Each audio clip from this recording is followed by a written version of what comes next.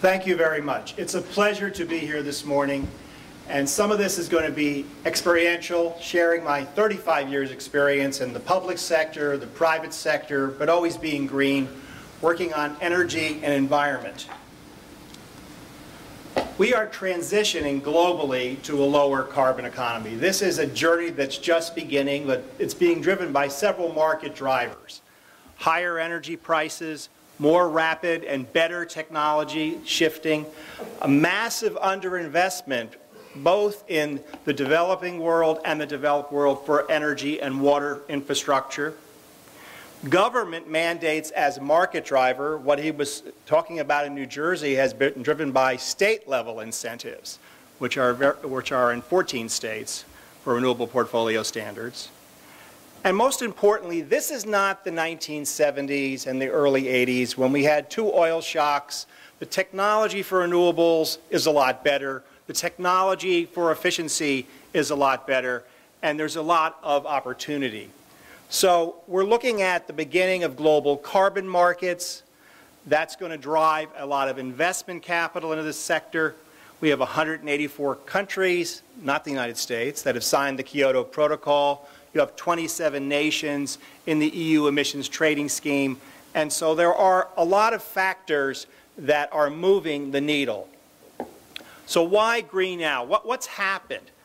Climate change impacts are unknown, but the science looks very ugly. And as we increase carbon intensity each year by combusting fossil fuels, it just seems to reason that we ought to do something sooner rather than later. So what that determinant is going to be is the price for carbon. That is going to drive investment capital into this sector. It has done some of that in the EU and the developing world through the Clean Development Mechanism and emissions trading. Cap and trade has worked as an environmental market benefit. There is no longer an acid rain problem in the U.S. Northeast because of markets. We have less urban ozone non-attainment in cities like Los Angeles and New York because of NOx emissions markets in 22 states. And unfortunately, the U.S. has gotten sidetracked through the denigration of cap and trade to cap and tax, and we're not seeing legislation. So where we're moving, and where I work, and I've been to 47 countries, are internationally and also at state and local level where there are incentives for these things. And what was mentioned before in the previous panel is we need regulatory certainty to provide financial certainty for investment. If you don't know what the rules are, you're not going to see major investment. In New York City, there are 4,000 private equity funds and 2 are green.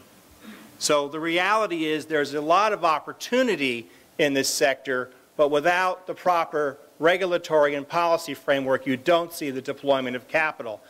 And although people would like a 100% renewable world, the reality is fossil fuels are not disappearing anytime soon. Today we have 250 million vehicles in the United States, 750 million vehicles in the world, and in the New York Times this morning, 40 million vehicles in China by 2020 per year. So we're going to be using fossil energy. The key is how we use that energy. It needs to be in a more environmentally benign and efficient manner. I worked with Toyota 13 years ago on the development of the Prius. And what's coming out soon will be the plug-and-play hybrids plugging into the electric grid and using less energy for transportation. That is very significant. And there's a lot of research and activity on electric cars, compressed natural gas vehicles, hydrogen vehicles, but that's very small scale. And you have to go back to what is the global infrastructure. And the global infrastructure for transportation is oil. And that's the reality. Looking at some technologies, for example, to reduce shipping emissions. Shipping emissions in the next 20 years are going to double. Now, why is that? Because we're combusting fossil energy. So the game changer is not using energy indiscriminately, but using it more efficiently. Now, the United States, the reason we have a very inefficient energy economy is because we were blessed with cheap and abundant natural resources. It's not the madness of engineers that did not design better technologies, but they didn't do it because they didn't have to. Here in New York City, you have 950,000 buildings, and 40 are green. So the retrofit market is where you're going to see the uplift. The built environment is very important to look at because newer construction will be greener and leaner. So my energy vision of the year 2030 is oil, gas, and cleaner coal, probably married to carbon capture and storage, renewables in all its forms being deployed from a small base, nuclear energy, and there is an uptick here in the nuclear industry for both small scale and large scale. Of course, the construction cycles are quite long and it is extremely capital intensive, but then again, we don't have fossil emissions with nuclear. And energy efficiency in all its manifestations, for transport, for power, makes a lot of sense economically, and that's going to reduce the carbon footprint. And you start looking at things like smart grid to clip peak demand. Here in the United States, in the next 10 years, we will retire 60,000 megawatts of coal-fired capacity doing nothing, because that's very inefficient and ancient. And there's a tremendous opportunity now to replace that with natural gas, renewables, and energy efficiency.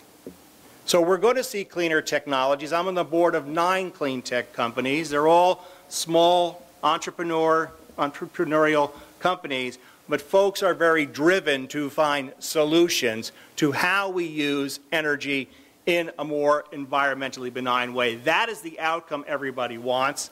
As the planet increases to 9 billion people, we're going to have to deploy this technology more rapidly to developing countries. And the key, though, is it takes time to do this.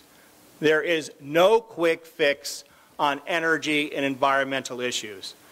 I mean, I worked on projects that took 7, 10, 15 years to fruition, and that's what we're talking about. However, the opportunity is immense. We're talking about alternative energy in all its forms, solar, wind, hydro, biomass, geothermal. We're talking about distributed energy. We're talking about energy efficiency. This building probably doesn't have energy efficient lights, for example. And when you start measuring carbon footprints at buildings, you will start looking at lighting systems because they increase the heating and cooling load. So there's a lot of holistic approaches. You've got medical science technology shifting over with biotech into energy, and you've got a tremendous amount of information technology that Silicon Valley is very adept at. But this is a lot bigger than just the smart grid and smart meters and net metering. This is infrastructure. This is a capital-intensive business, a $6 trillion global business called energy, very large with long lead times. And the good news is the ship is turning. There is a cognizance of energy companies, both in electric utilities and oil and gas companies, that they do have an emissions footprint that needs to be reduced. But here's your energy reality check. It's going to take decades to replace fossil fuels. We need to improve operational efficiency so we move beyond where we are today. Renewables are growing from a very small base, and they do need government subsidies and mandates to push the needle forward. And the solar, I work on solar PV projects between 2 and 20 megawatts, not just in New Jersey, and we need the mandates of government, but the reality is you still need the financing for these things. And so that's growing, and we're seeing the solar cost curve go down. That's a good thing. The existing infrastructure needs to be fine-tuned. Coal is not going away. It's just a reality. It needs to be cleaner, greener. It needs to have the carbon element captured and stored, and that can be done. And as someone mentioned before, the government doesn't spend a lot of R&D, but the private sector for venture capital globally last year was $5.6 billion for clean tech. That's one energy project. That's very little capital. We need hundreds of billions of dollars to be deployed over the next decades. So it's a $1 trillion opportunity. And this capital, a lot of it's going to be private sector. I work with hedge funds, private equity funds, and venture capital funds, and we need to scale a lot more investment in green. We just can't have the rhetoric of green. We have to have the deployment of capital and finance in green, and that's just beginning. So the model is we have both large-scale, so-called utility-scale projects, and small-scale projects, distributed generation. We have 1.6 billion people on the planet today who do not have access to electric power. I'm on the board of a nonprofit in India where we have lit 25,000 homes through a very simple technology of PV, solar, a battery, and LED lamps, and and staying the course. But I'm very optimistic for the simple reason that green will become mainstream because the demographics are shifting. I do a lot of lecturing at universities. I'm on the board of the University of Michigan's Urban Institute for Global Sustainability. And in my eyes, every kid under 30 has the green gene. Liberal, conservative, Republican, Democrat. And if you don't think so, go ask your kids what they're being taught. They get it. And so these great generational shifts take time. I participated in the first Earth Day in 1970 in Pittsburgh with my little solar power t-shirt. And so it takes time, but we are on a path where this is going to become a birthright to learn to live with more cleaner environment, but also environmental regulation, complexity, and compliance. Thank you very much.